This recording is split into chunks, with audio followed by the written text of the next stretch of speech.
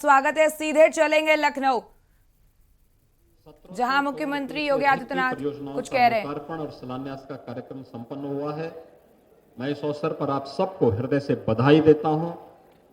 माननीय रक्षा मंत्री जी का हृदय से स्वागत और अभिनंदन करता हूं।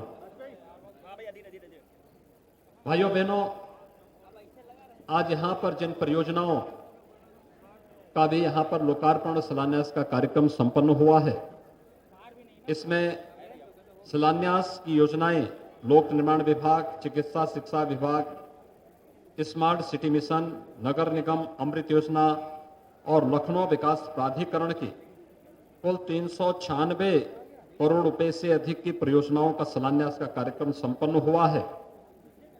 लोकार्पण की लोक निर्माण विभाग, व्यावसायिक शिक्षा, चिकित्सा शिक्षा, सेतु निगम, चिकित्सा विभाग, सिंचाई एवं जल संसाधन, नगर निगम अमृत योजना, स्मार्ट सिटी योजना और लखनऊ विकास प्राधिकरण की 1313 करोड़ रुपए से अधिक की परियोजनाओं यानी कुल 1710 करोड़ रुपए की लागत की इन परियोजनाओं का आज यहां पर शिलान्यास और लोकार्पण का कार्यक्रम संपन्न हो रहा है।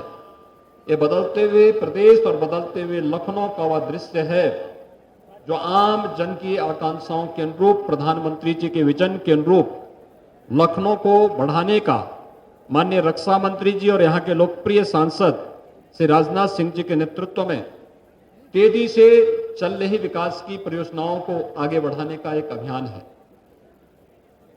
आपने देखा होगा यहां पर जो परियोजनाएं आज लोकार्पित की गई हैं, ये इंफ्रास्ट्रक्चर की भी है।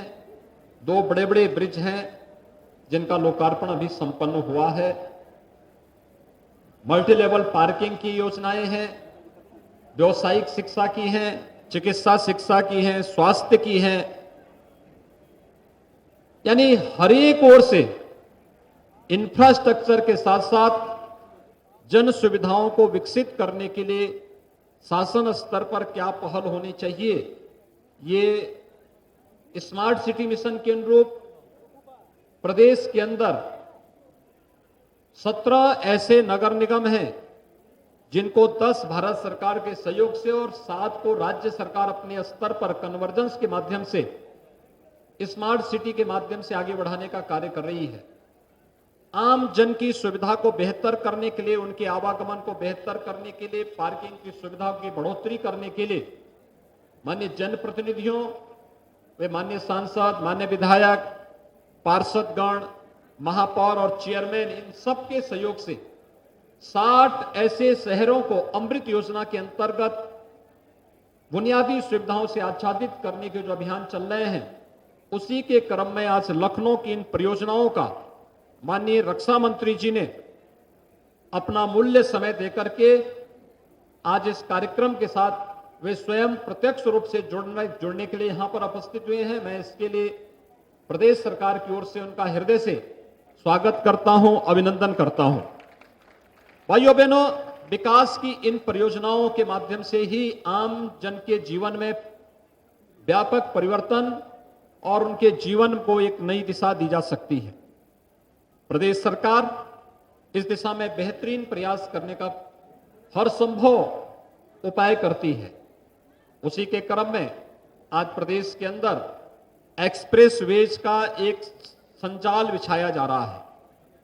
आप याद करिए कि 14 वर्षों तक इस प्रदेश को कहां लोगों ने पहुंचा दिया था। 14 वर्षों में 2003 में जब माननीय राजनाथ सिंह जी ने प्रदेश की मुख्यमंत्री पद को छोड़ा था, उसके उपरांत प्रदेश जिस अवनति की ओर गया, हर एक फील्ड में उत्तर प्रदेश पिछड़ता गया और अंततः परिणाम क्या था? आबादी में उत्तर प्रदेश देश की नंबर 1 की आबादी वाला राज्य, लेकिन उत्तर प्रदेश के अंदर जब हम आर्थिक संभावनाओं को देखते थे तो हम लोग देश और दुनिया के सामने कहते थे कि उत्तर प्रदेश देश की 6ठी अर्थव्यवस्था है। निवेश की संभावनाओं को टटोलने की बात जब आती थी तो हम लोग कहते थे कि ईज ऑफ डूइंग बिजनेस में उत्तर प्रदेश 12वें और 14वें स्थान पर है। यानी 12 से 14 राज्य ऐसे थे जहां पर ease of doing business Uttar Pradesh से सरल था। उत्तर प्रदेश में प्रति व्यक्ति आय 1947 में जितनी थी, आजादी के बाद कोई विजन विकास का न होने के कारण आम जन की व्यवसाय और रोजगार के लिए कोई भी इस प्रकार का प्लेटफॉर्म न दिए जाने के कारण लगातार प्रदेश पिछड़ता गया, प्रति व्यक्ति आय पर प्रतिकूल असर पड़ता गया और अंततः उत्तर प्रदेश अराजकता, दंगा और अव्यवस्था और गुंडागिर्दी का शिकार हो गया। उत्तर प्रदेश के नौजवानों के सामने अपनी स्वयं की पहचान का एक संकट खड़ा हो गया। उत्तर प्रदेश के अंदर अगर 2012 से 17 के बीच में आप देखेंगे, 5 वर्ष में एवरेज तीसरे दिन एक बड़ा दंगा होता था। दंगा में एक पक्ष का ही व्यक्ति नहीं मरता था। जन और धन की हानि दोनों ओर से होती थी, लेकिन अंततः ये जन और धन की हानि राष्ट्रीय क्षति होती थी, प्रदेश को पीछे धकेलता था, प्रदेश के विकास को बाधित।